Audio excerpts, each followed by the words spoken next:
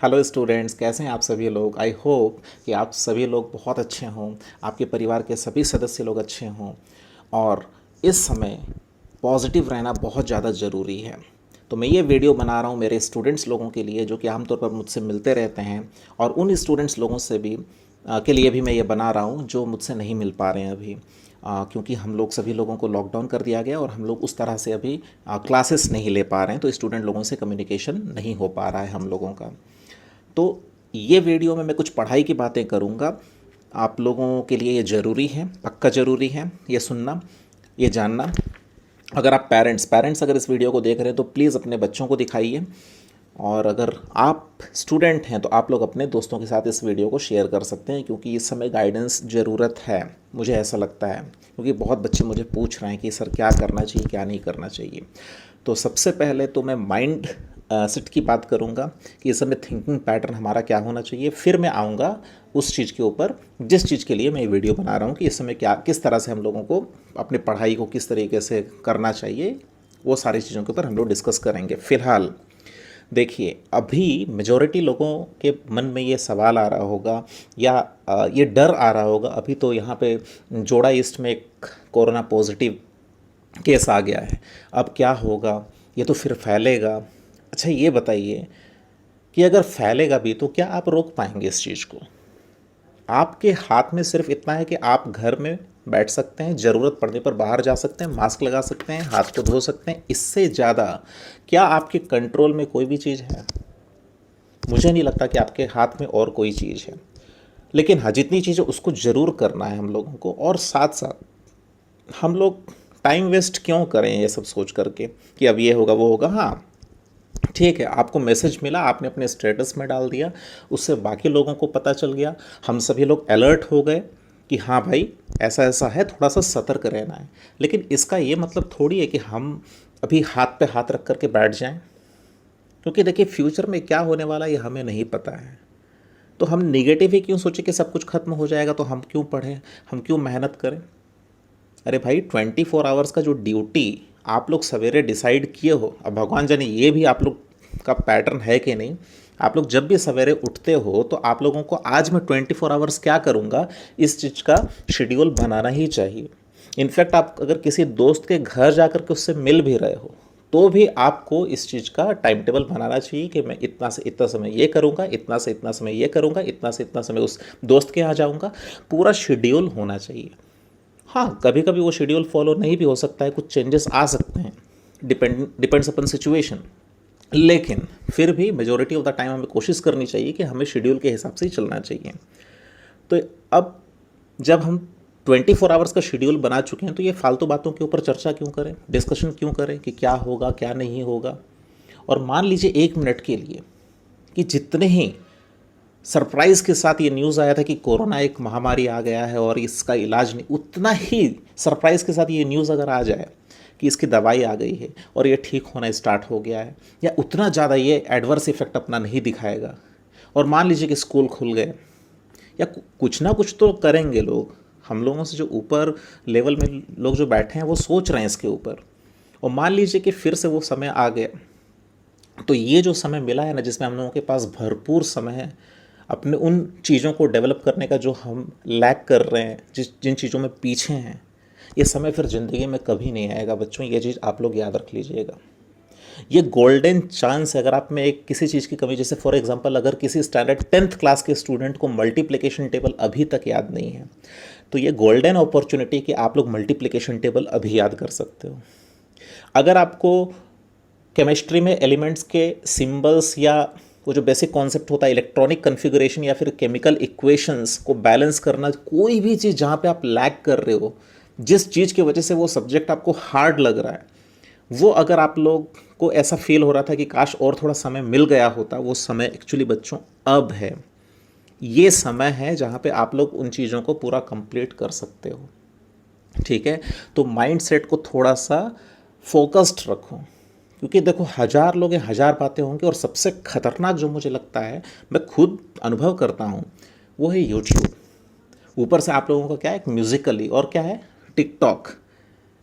उसका भगवान उसमें अगर आदमी घुस जाएगा तो टोटल वो हज गया, ख़त्म कहानी, उसका पूरा कहानी ख़त्म है।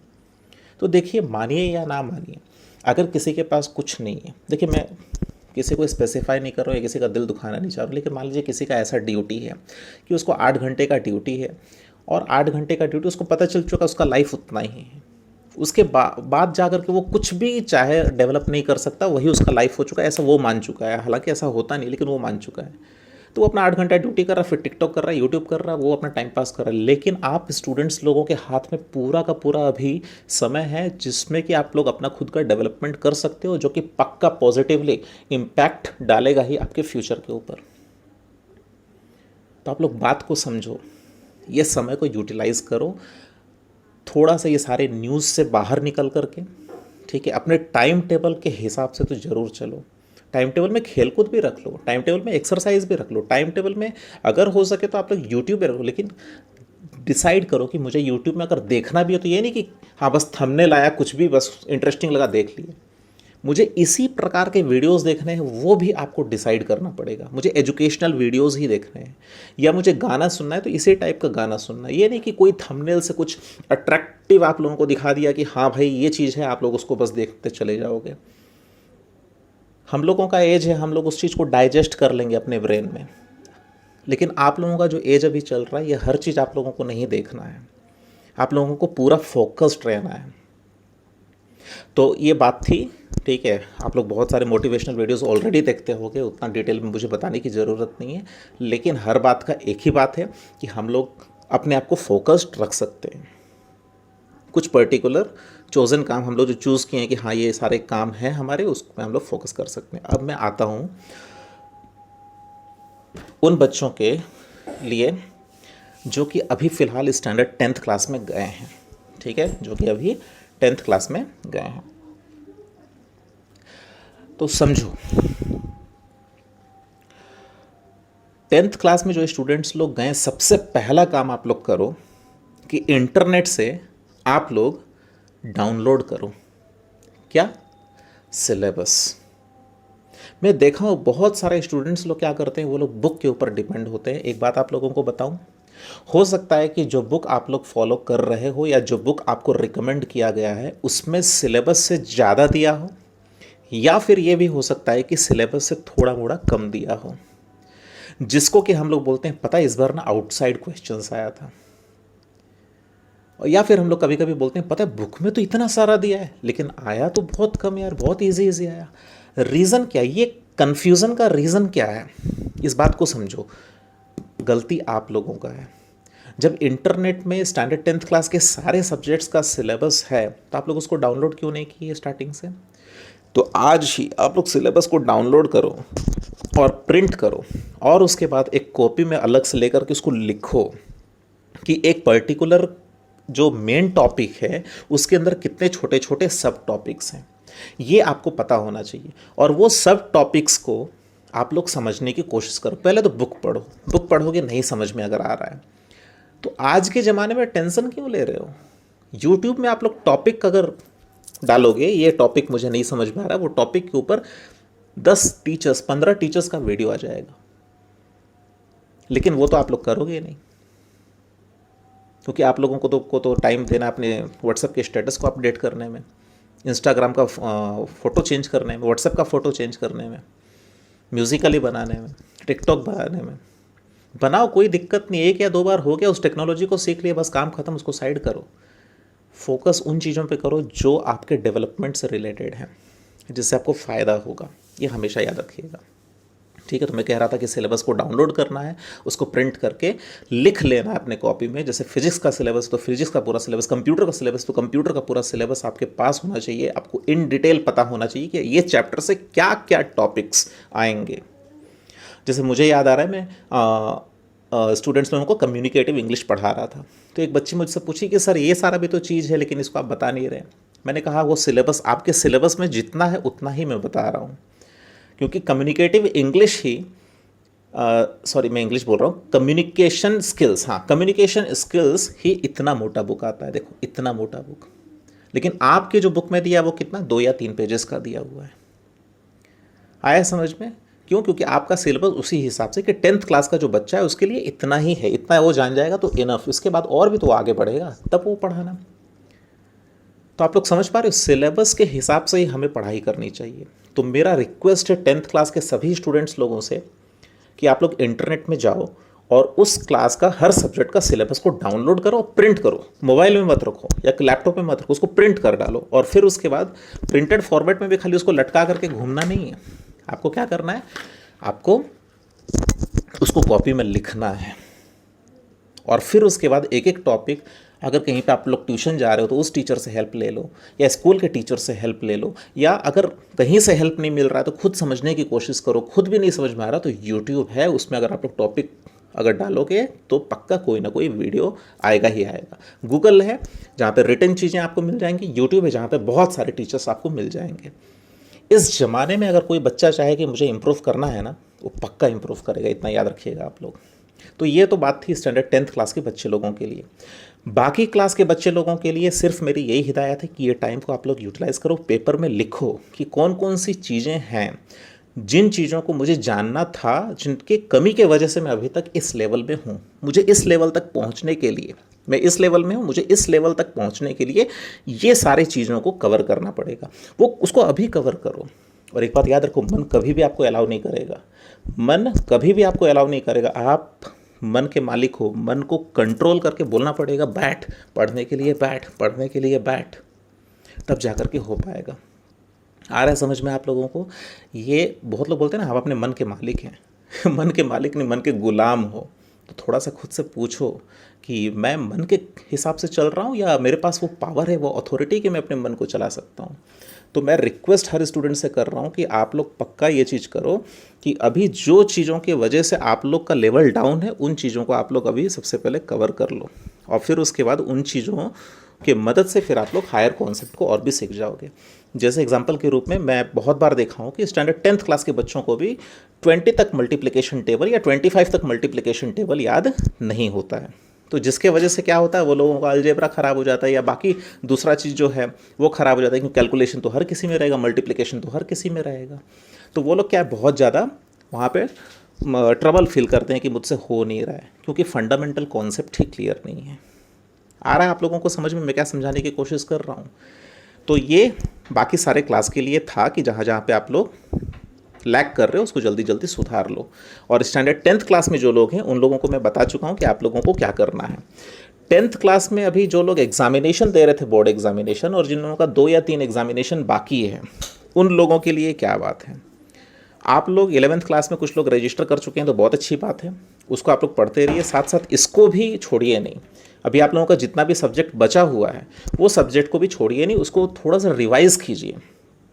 हो सके तो 2 घंटा या 3 घंटा आप लोग उसको रिवाइज़ कीजिए, 1 घंटा उसको रिवाइज़ करिए, ताकि आपके दिमाग से निकले नहीं वो कॉन्सेप्ट। ऐसा नहीं हो कि कल एग्ज़ाम है मैं तो सब कुछ भूल गया, मैं तो सब कुछ भूल गया हूँ, ऐसा नहीं होना चाहिए। ठीक है, आया समझ में? तो ये सारी बातें थी जो कि मुझे आप लोगों के साथ शेयर करनी थी। ठीक है, और हाँ, 12th क्लास, ये सबसे इम्पोर्टेंट बात जो कि मैं डिस्कस करना चाह रहा था, अच्छा मैं बोला नहीं, मुझे याद आ गया। एक बच्चा मुझे बोला सर बहुत टेंशन है। मैं बोला क्या चीज़ का टेंशन है? सर वो पता नहीं, कोरोना है, लॉकडाउन है, कौन से कॉलेज में एडमिशन होगा, क्या होगा। तो मैं बोला कौन से कॉलेज में एडमिशन होगा, ये तुम इस ज़माने में पूछ रहे हो? ये हम लोग सोचा करते थे जिस समय हमारे पास मोबाइल नहीं था, जिस समय हमारे पास ये यूट्यूब का ज़माना नहीं था, या हमारे पास इतना ज़्यादा टेक्नोलॉजी नहीं थी। आज के ज़माने के बच्चे लोग ये टेंशन लेकर के घूम रहे हैं कि कौन से स्कूल में पढ़ेंगे, कौन से कॉलेज में।